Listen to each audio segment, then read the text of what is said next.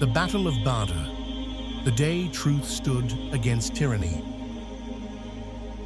This is the true story behind the most iconic battles in Islamic history. The date is the 17th of Ramadan, year 624 CE. In the scorching valleys of Badr, 120 kilometers from Medina, an impossible confrontation was about to unfold. 313 Muslim believers, farmers, merchants, former slaves, stood facing the most powerful army in Arabia, 1,000 elite Makkan warriors, 700 camels, 100 horses, full armor and weapons. Against them was a small Muslim army of 313 men with 70 camels, 2 horses, and barely enough swords to go around. To truly understand Badr, you must understand what came before. This is the story they don't tell you. For 13 years in Mecca, Muslims faced systematic persecution. Bilal ibn Rabah, a black African slave, was dragged across burning desert sand with a boulder on his chest, his crime saying, "God is one." Sumayya bint Khayyat, an elderly woman, was tortured to death, her crime refusing to abandon her faith. The Muslims were boycotted, trapped in a valley, starving, eating tree leaves to survive. In 622 CE, Prophet Muhammad, peace and blessings be upon him, made the decision, migrate to Medina to save his people. In 624, a massive trade caravan passed near Medina carrying stolen Muslim property. Recognizing it as the most logical course of action, they attempted to recover what rightfully belonged to them. But to their dismay, the caravan had already escaped them, and the Muslims were unsuccessful. As if that wasn't bad enough, the Muslims feeling bad about what just happened, unbeknownst to them, the calamity that was about to unfold, the Meccans preparing to wage war against them. Abu Jahl, the most vicious enemy of Islam, was marching from Mecca with 1,000 fully armed soldiers, not to protect the caravan, but to annihilate the Muslims once and for all. Prophet Muhammad, peace be upon him, called a council. This wasn't a decision one man could make alone. He consulted his companions. This is Islam's principle of shura, which means consultation. "We face a powerful enemy," he told them. "No one is obligated to fight. Speak your hearts." Al-Miqdad stood and declared, "We will not say you and your Lord go and fight, and we stay behind while you fight. We say we will fight alongside you." Sa'd ibn Mu'adh said, "March with us wherever you wish. We are with you." That night, the Prophet spent hours in prayer, tears flowing down his face. "O Allah, if this group is destroyed today, you will not be worshipped on earth." This wasn't a power-hungry warlord. This was a prophet who knew everything was at stake. Before battle, the Prophet made clear, "Do not kill the elderly, children, or women. Do not destroy homes. Do not harm those who do not fight you." Even in war, Islam set boundaries.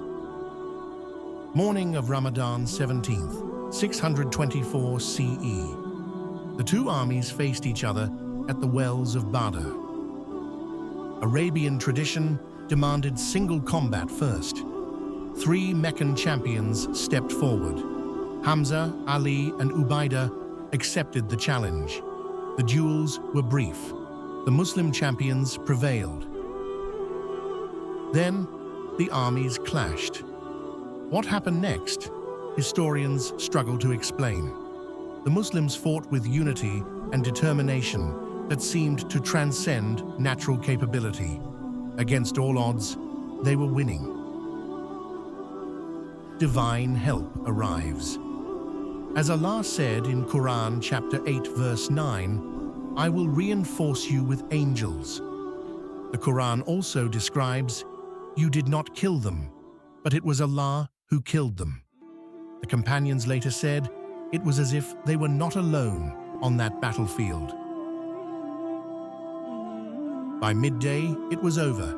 70 Meccans killed, 70 captured. Muslim casualties, 14 martyrs. Against all odds, impossibly, miraculously, the Muslims had won. Now comes the part that shatters every lie about Islam being spread by the sword. The Prophet ordered, "Treat the prisoners with kindness." Prisoners were given food and water. One prisoner testified, "Whenever they had lunch or dinner, they would give me bread and eat only dates themselves, following the Prophet's command to treat us well." Those too poor to pay ransom could gain freedom by teaching 10 Muslim children how to read and write. Islam's first prisoners of war became teachers. Their freedom was earned through spreading literacy. Zainab's sacrifice, a mother's memory. One prisoner was married to the Prophet's daughter, Zainab. To free her husband, she sent her mother's necklace as ransom. When the Prophet saw it, a memory of his late wife Khadijah, tears filled his eyes. He returned the necklace and freed the prisoner. Lesson 1: Self-defense, not conquest. The Battle of Badr teaches truths that shatter misconceptions. First, Islam doesn't spread by the sword. It defends by the sword when necessary. These were refugees facing annihilation. This was self-defense. Lesson 2: War has sacred rules. In Islam, war has rules that protect human dignity. No killing non-combatants, no destroying property, no torture. These weren't suggestions, they were divine commands. Lesson 3: Victory demands mercy. Victory doesn't justify revenge. The Muslims won, but they didn't massacre. They didn't torture. They showed mercy to the very people who had shown them none. Lesson 4: Truth over might. Might doesn't make right, truth does. 1,000 armed warriors fell to 313 believers, not because of military superiority, but because truth carries a power that transcends worldly strength. The Quran revealed after Badr, "Indeed, there has already been for you a sign in the two armies which met, one fighting in the cause of Allah and another of disbelievers." Today, 1,400 years later, the lies persist. Islam spread by the sword. Muslims are violent. The Prophet was a warlord. But the truth of Badr tells a different story. 313 oppressed people defended their right to exist. They fought only when attacked. They showed mercy to those who showed them none. They established rules of war that protected human dignity. Prophet Muhammad, peace be upon him, said, "The strong person is not the one who can overpower others. The strong person is the one who controls himself when angry." The Battle of Badr was the day 313 believers proved that truth doesn't need superior numbers. It needs steadfast hearts. This is the history they won't teach you. This is the Islam the world needs to know. Share this truth. Break the silence.